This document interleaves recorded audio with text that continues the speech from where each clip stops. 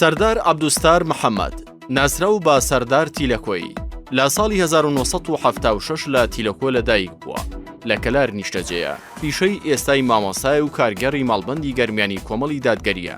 لە ساڵی 1991ەوە پەیوەندی بەکاری ئیسلامیەوە کردووە. هەڵگری بڕوانامەی یەک دەرچووی پەیمانگای مامۆستانی کەلار لە ساڵی 2002 بۆ 2003. دوو خوێندکاری قۆناغی دووەمی زانکۆی گەرمیانە. ئەو پۆست و بەرپرسیارەتیە حزبیانی پێشتر هەیبوون. یەک بەرپرسی لقی گەرمیانی ئەنجومەنی مامۆستانی پێشەنگ لە ساڵی 2013 بۆ 2015. دوو کارگەڕی ماڵبەندی گەرمیانی کۆمەڵی دادگەری و بەرپرسی بەشی پەروەردە و بانگەواز لە ساڵی 2016 تا ساڵی 2021. ئەو خوڵ و ڕاهێنانانەی کە بەشداری تیاندا کردووە.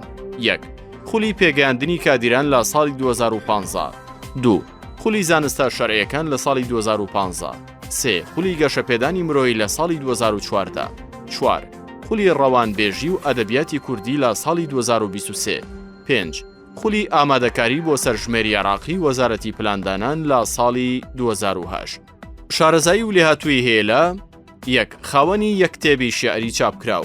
دوو خاوەنی یەک کتێبی چاپکراوە لەسەر ژیاننامەی شاعیرانی گەرمیان.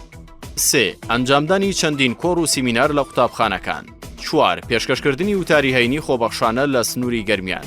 پێنج پێشکەشکردنی وتار و محازەڕە لە نێو مزگەوتەکانی کەلار.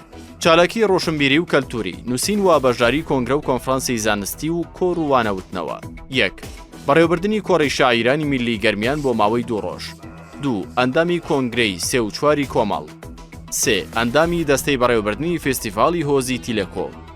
پەیامی پاڵێوراو بۆ دەنگدەران، پارێزەری شکۆی خێزان و دەنگی شەقام دەبم.